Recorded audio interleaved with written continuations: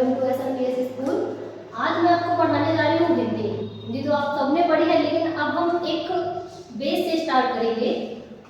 तो पहले आप देखेंगे हिंदी का इंट्रोडक्शन। जैसे कि आपने हिंदी व्याकरण पढ़ा होगा, लेकिन शायद आप सारे टॉपिक्स को नहीं जानते हैं। तो यहाँ पे हम स्टार्टिंग से पहले सारे टॉपिक्स को जानेंगे, उसके बाद हम 1 बाय 1 टॉपिक अपने क्लास क्लियर करते जाएंगे। तो नंबर 1 पे ये रहा हमारा हिंदी व्याकरण। इसके ये सारे जो आप सर्कल देख रहे हैं, ये है हमारे टॉपिक्स जो कि व्याकरण के अंदर आते हैं। नंबर 1 पे आता है हमारा वर्ड। देखिए, हमारी स्टार्टिंग ही हिंदी की शुरू होती है वर्ड से। सबसे पहले आता है हमारा वर्ड, फिर आता है हमारा शब्द। वर्डों से ही शब्द बनते हैं, शब्द से बनता है हमारा पद, पद के बाद बनता है वाक्य, यानी कि जिसे हम सेंटेंस बोलते हैं।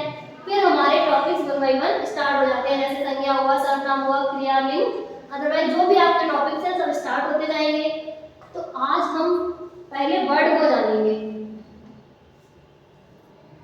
वर्ड विचार, नंबर 1 टॉपिक है हमारा वर्ड विचार, जिसको हम वर्णमाला भी बोलते हैं। तो आप कंफ्यूज ना होए कि वर्ड और वर्णमाला अलग अलग है, ये दोनों ही एक ही चीज है। वर्ड किसे कहते हैं? सबसे पहले क्वेश्चन आता है कि वर्ड किसे कहते हैं। तो हम पहले जानेंगे वर्ड किसे कहते हैं, उसकी परिभाषा और उसके प्रकार। देखिए, भाषा की ध्वनियों को लिखने हेतु उनके लिए कुछ लिपि जिनको हम चिन्ह कहते हैं, ब्रैकेट में लिखा हुआ है, चिन्ह का प्रयोग किया जाता है। ध्वनियों के इन्हीं लिपि यानी कि चिन्हों को वर्ड कहा जाता है। अगर हम सिंपल लैंग्वेज में कहें तो यह भाषा की सबसे छोटी इकाई होती है। अगर आपसे कोई पूछता है कि वर्ड क्या होता है, तो वर्ड भाषा की सबसे छोटी इकाई होती है। देन आता है हमारा, जैसे मैंने अभी आपको बताया था कि वर्ड और वर्णमाला एक ही चीज होती है। तो वर्णमाला को 2 भागों में डिवाइड किया गया है, नंबर 1 स्वर और नंबर 2 व्यंजन। ये सब आपने सुने होंगे, लेकिन आज हम इनको कंप्लीटली जानेंगे कि स्वर कितने होते हैं, व्यंजन कितने होते हैं और इनके कितने पार्ट्स होते हैं। ये तो पता होगा आपको कि स्वर और व्यंजन वर्णमाला के पार्ट हैं, लेकिन स्वर और व्यंजन के भी पार्ट होते हैं, ये आज हम जानेंगे। तो नंबर 1 पे आता है हमारा स्वर और नंबर 2 है व्यंजन। अब पहले हम स्वर को जान लेंगे। जैसा कि स्टार्ट में पूरा शो किया गया है, स्वर के 2 प्रकार होते हैं। यहाँ पर उसने 2 ही शो किए हैं। अगर हम ज्यादा डिटेल में जाते हैं, अपर लेवल पे जाते हैं, तो हमारे 3 हो जाते हैं, लेकिन यहाँ पे मैं आपको 2 बताऊंगी। आगे वीडियो में इसके तीसरा पार्ट भी बताऊंगी। नंबर 1 आता है हमारा ह्रस्व स्वर। ह्रस्व मतलब होता है छोटा, ठीक है, और दीर्घ मतलब बड़ा। ह्रस्व हो गया छोटा और दीर्घ हो गया बड़ा, यानी हमारे ये छोटे स्वर हो गए और ये बड़े स्वर हो गए। तो ह्रस्व स्वर हमारे 4 होते हैं। अगर आपसे पूछा जाता है ह्रस्व स्वर की संख्या कितनी होती है, तो ह्रस्व स्वर की संख्या 4 होती है, ठीक है। आगे आता है हमारा दीर्घ स्वर। अगर आपसे कोई पूछ दे कि दीर्घ स्वर कितने होते हैं, तो आप उनको बता सकते हैं कि दीर्घ स्वर 7 होते हैं। अब ये भी जान लीजिए कि कौन कौन से होते हैं। तो जो हमारे ह्रस्व स्वर होते हैं वो आ, ई, उ और ऋषि होते हैं, यानी कि छोटा आ, छोटी ई, छोटा उ और ऋषि। देन उसके बाद आता है हमारा दीर्घ स्वर। तो दीर्घ स्वर यानी हमारे बड़े। जब हमारे छोटे यहाँ पे आ गए, यानी कि छोटा आ गया, छोटी ई आ गई, छोटा उ आ गया और ऋषि आ गया, तो फिर बड़े वाले जो भी बचे हुए होते हैं वो हमारे सारे दीर्घ में आ जाते हैं, यानी कि बड़ा आ जाएगा, बड़ी ई आ जाएगी, बड़ा उ, ए, आई, ओ, औ। ये होते हैं हमारे ह्रस्व स्वर। अब आपने ह्रस्व और दीर्घ जान लिए, यानी कि हम स्वर को जान लिए। देन हम आते हैं व्यंजन पे। व्यंजन को हमारा 6 पार्ट में डिवाइड किया गया है। नंबर 1 है स्पर्श व्यंजन, नंबर 2 अंतस्थ व्यंजन, नंबर 3 ऊष्मुख, नंबर 4 संयुक्त, नंबर 5 द्वित्व और नंबर 5 संयुक्त अक्षर। अब आप तो कहेंगे मैम हम व्यंजन तो जानते थे, लेकिन व्यंजन के भी कितने पार्ट्स होते हैं ये नहीं पता था। तो कोई बात नहीं, हम अभी बता देते हैं। नंबर 1 जैसे कि हमारा स्पर्श व्यंजन। स्पर्श व्यंजन या इन्हें ऊष्म संघर्षी व्यंजन भी कहते हैं। तो इनकी संख्या होती है 25 होती है। यहाँ पर 27 बताया गया है। आप ये जान लीजिए, का वर्ग से लेकर मां वर्ग तक ये सारे हमारे स्पर्श व्यंजन होते हैं, यानी कि का, खा, गा, गा, या, चा, छा, जा, जो भी आपके यहाँ से हो रहे हैं, ये सारे हमारे स्पर्श व्यंजन होते हैं। उसके बाद आते हैं अंतस्थ व्यंजन। अंतस्थ व्यंजन हमारे जिनकी संख्या 4 होती है। तो हमारा जो या, रा, ला और गा होता है, ये हमारे अंतस्थ व्यंजन के अंदर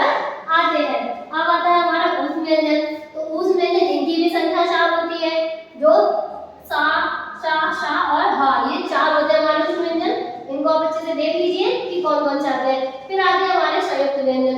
संयुक्त व्यंजन यानी कि जो दो शब्दों से, दो वर्णों से मिलकर बनते हैं, वो होते हैं हमारे संयुक्त अक्षर। यहाँ पे कंप्लीटली डिफाइंड नहीं है, लेकिन मैं आगे वीडियो में आपको कभी बता दूंगी।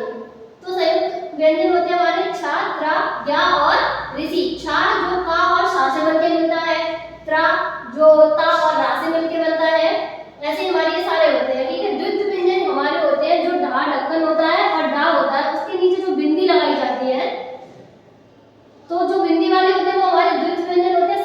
संयुक्ताक्षर यानी कि ये हमारे संयुक्त वर्ण थे, जो दो वर्णों से मिलकर बने थे, ये संयुक्ताक्षर है, यानी कि जो संयुक्त अक्षर से मिलकर बनते हैं, ठीक है। अभी इतना ही जान लीजिए, बाकी आगे बताते जाएंगे। तो नंबर 1 आपने यहाँ पे स्वर जान लिया था, ठीक है। अब हम स्वर को और अच्छे से जान लेंगे। यहाँ पे हमने सिर्फ स्वर वर्ड जाने थे, तो जिन वर्णों का उच्चारण बिना किसी अन्य वर्ण की सहायता के किया जा सकता हो, उन्हें स्वर कहते हैं। यानी कि जो स्वतंत्र रूप से बोले जाते हैं, सिंपल लैंग्वेज में बता दें, जो स्वतंत्र रूप से बोले जाते हैं उन्हें हम स्वर कहते हैं। तो हिंदी वर्णमाला में स्वरों की संख्या 11 होती है। तो अभी मैंने आपको आगे बताया था, 4 थे ह्रस्व, 4 ह्रस्व थे और 7 थे हमारे दीर्घ। तो उन दोनों को अगर हम ऐड कर देते हैं तो हमारे 11 हो जाते हैं। यानी कि उन दोनों को मिलाकर छोटा आ, बड़ा आ, छोटी बड़ी, छोटा ऊ, बड़ा ऊ, ऋषि, के आई, ओ, ये सभी हमारे स्वर में आ जाते हैं। इनकी संख्या 11 होती है। अगर कहीं कहीं आपको 13 भी देखने के लिए मिल जाएगा तो आप कंफ्यूज मत होइए। अंक और आहा को यहाँ से हटा दिया गया है, उनको अयोग भाव में डाल दिया है। अगर हम उन दोनों को भी यहाँ ऐड कर दें तो हमारा स्वर 13 भी होते हैं, लेकिन देवनागरी लिपि के अनुसार हमारे 11 ही होते हैं। ये नॉलेज आपको डीपली मिलेगी जब आप डीप पढ़ेंगे तो, ठीक है। अब आते हैं स्वर के भेद। तो मैंने कहा था मैं आगे वीडियो में बताऊंगी, तो 2 मैंने वहां पे इंट्रोड्यूस करा दिए थे, नेक्स्ट तीसरा करवाती हूँ। हमने अभी पढ़ा था हिंदी भाषा में 11 स्वरों के उच्चारण में लगने वाले समय के आधार पर स्वर के 3 भेद होते हैं। अच्छा, अब आप ये कहेंगे कि भेद तो होते हैं, लेकिन अब ये भेद मतलब स्वर का भी डिवाइडेशन क्यों किया गया? तो वो उसमें लगने वाले समय की वजह से किया गया है। यानी कि उनको 3 आधार पर बांटा है, ह्रस्व, दीर्घ और प्लुत स्वर। अब वो ह्रस्व स्वर आपने अभी देख लिया था कि छोटा, छोटी, ऊ और ऋषि हमारे ह्रस्व से यानी कि छोटे स्वर थे। अब ये छोटे क्यों है? छोटे इसलिए है क्योंकि इनको बोलने में कम समय लगता है। तो जिनको बोलने में कम समय लगता है वो ह्रस्व हो जाएंगे, छोटे हो जाएंगे। फिर हमारा आता है दीर्घ स्वर। तो दीर्घ मतलब मैंने बताया था कि लंबा। तो जिनको बोलने में ज्यादा समय लगता है, मतलब लंबा समय लगता है, उनको हम दीर्घ स्वर कहते हैं। हम ऐसे भी कहते हैं कि ह्रस्व स्वर को बोलने में 1 मात्रा का समय लगता है और दीर्घ स्वर को बोलने में 2 मात्रा का समय लगता है। मतलब समय का मतलब जितना टाइम लगे आपको बोलने में। जैसे हमने बोला आप, छोटा बोला, अगर हमने बोला आप तो कम टाइम लगा तो ह्रस्व हो गया। आ थोड़ा ज्यादा टाइम लगा 1 मात्रा का तो दीर्घ हो गया। अब आता है प्लुत स्वर। प्लुत स्वर हमारा वो होता है जिसको बोलने में त्रिमात्रिक समय हम कह लेते हैं, ज्यादा समय लगे, मतलब दीर्घ से भी ज्यादा समय जिनमें लगता है वो प्लुत स्वर के अंतर्गत आ जाते हैं। आप प्लुत स्वर में जैसे कि आप ओम बोलते हैं, जब आप ओम बोलते हैं तो उसको बोलने में ज्यादा टाइम लगता है। जैसे आप कंटिन्यूअसली बोलते हैं ओम तो ज्यादा टाइम लगा, इसलिए जिसमें अधिक समय लगे वो हमारा प्लुत स्वर के अंतर्गत आ जाता है। मे भी आप समझ गए होंगे। अब आते हैं हमारे व्यंजन और उसके भेद। यानी कि अब तक हमने स्वर को पूरा जान लिया, अब जानेंगे हम व्यंजन और उसके भेद। हमने व्यंजन को एक बार जान लिया था, लेकिन अब हम उसके भेद भी देख लेंगे। वहां पे भी मैंने आपको बता दिए थे। तो पहले हम इसकी डेफिनेशन देखेंगे। जिन वर्णों का उच्चारण स्वतंत्र नहीं होता है, अर्थात जिन वर्णों का उच्चारण स्वरों की सहायता से किया जाता हो, उन वर्णों को व्यंजन कहते हैं। यानी कि अभी हमने आपको बताया कि स्वर स्वतंत्र रूप से बोले जाते हैं, जबकि व्यंजनों को बोलने के लिए स्वरों की सहायता ली जाती है, जो कि हमारी ये डेफिनेशन भी कह रही है कि जिन वर्णों का उच्चारण स्वतंत्र नहीं होता है, जब स्वतंत्र नहीं होगा तो किसी की हेल्प ली जाएगी। अर्थात जिन वर्णों का उच्चारण स्वरों की सहायता से किया जाता हो, उन वर्णों को व्यंजन कहते हैं। अब देख लेते हैं हम व्यंजन के भेद, जो हमने पहले से देख रखे थे। आप एक बार इनको और देख लीजिए अगर आपको नहीं समझ में आया हो तो। स्पर्श व्यंजन हो गया, अंतस्थ हो गया, ऊष्म हो गया, संयुक्त, द्वित्व और संयुक्त अक्षर। स्पर्श व्यंजन की संख्या 25 होती है, अंतस्थ की 4 होती है, ऊष्म की भी 4 होती है, संयुक्त की भी 4 होती है और इनकी संख्या 2 और 2 होती है, ठीक है। अब हमने पूरी वर्णमाला का मतलब एकदम हल्का सा इंट्रोडक्शन ले लिया है, जान लिया है उसके बारे में, थोड़ी सी नॉलेज दे ली है। अब इसको अगर हम एक नजर में हमसे कोई क्वेश्चन पुटअप करता है तो उसको आंसर नहीं दे पाते हैं, तो जनरली जो हमसे क्वेश्चन पूछे जाते हैं उनके आंसर आपको याद नहीं रहते, उसके लिए आप छोटा सा एक पेज देख लीजिए, वर्णमाला एक नजर में। अभी तो हमने उसका एक्सप्लेनेशन देखा था, लेकिन अब आप इसको एक नजर में देख लीजिए। तो आपसे अगर कोई पूछ दे वर्णमाला में कि स्वरों की संख्या, तो आप बता दीजिए कि 11 होती है, ठीक है।